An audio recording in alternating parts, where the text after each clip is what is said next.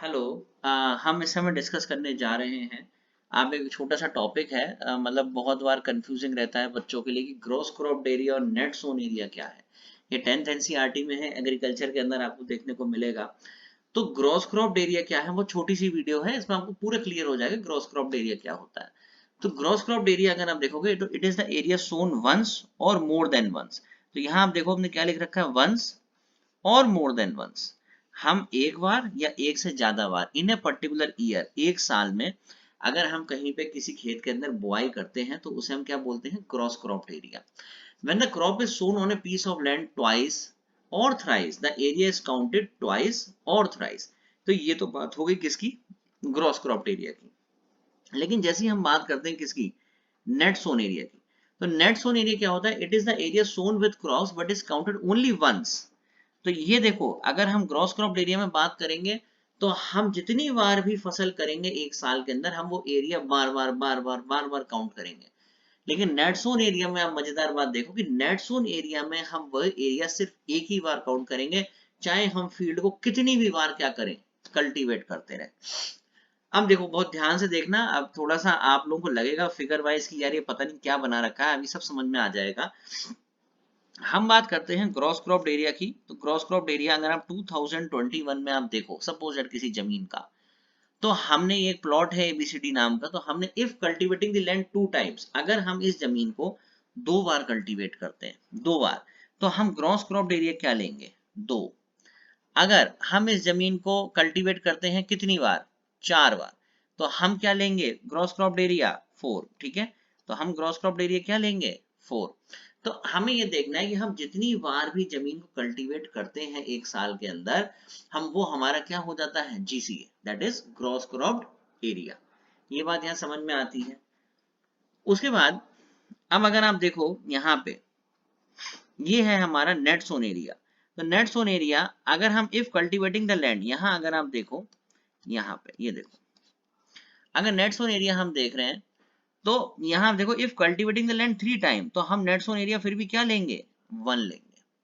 हम net sown area में कितनी भी बार कल्टीवेशन करेंगे, हम हमेशा चाहे 10 बार करें, 5 बार करें, 3 बार करें, हमारा नेट सोन एरिया हमेशा क्या होगा, वन ही होगा। ठीक है। अब एक लाइन है, आपको याद होगा, रिसोर्स का चैप्टर है क्लास 10th में, रिसोर्स एंड डेवलपमेंट एनसीईआरटी के अंदर।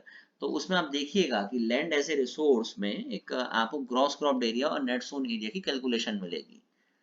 अब अगर हम बात करें तो हमने क्या देखा कि टोटल एरिया ऑफ इंडिया कितना है, अगर आप देखोगे तो 329 million hectare.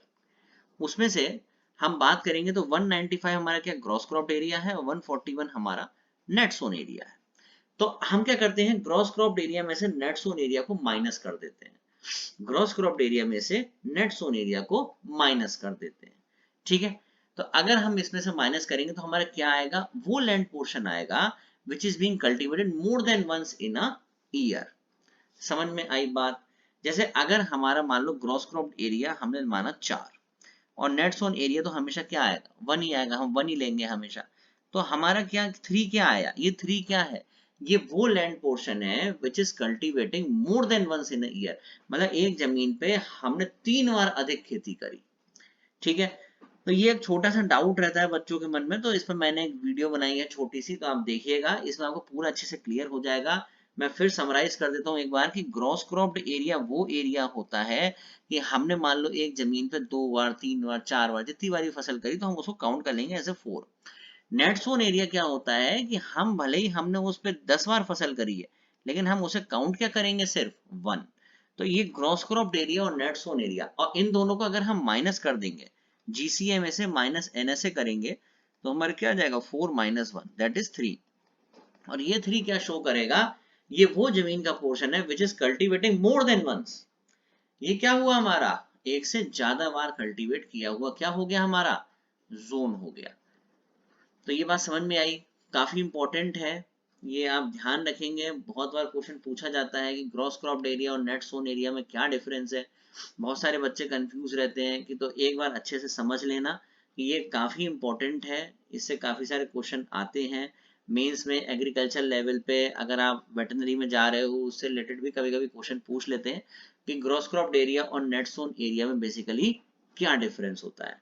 Okay, do like share and subscribe. आप प्लीज चैनल को लाइक करें, शेयर करें, सब्सक्राइब करें, जिससे हमें मोटिवेशन मिले और हम आपके लिए बहुत अच्छे वीडियोस लेके आए जिसमें हम इस तरीके से आपको कंसेप्चुअल चीजें बताएं।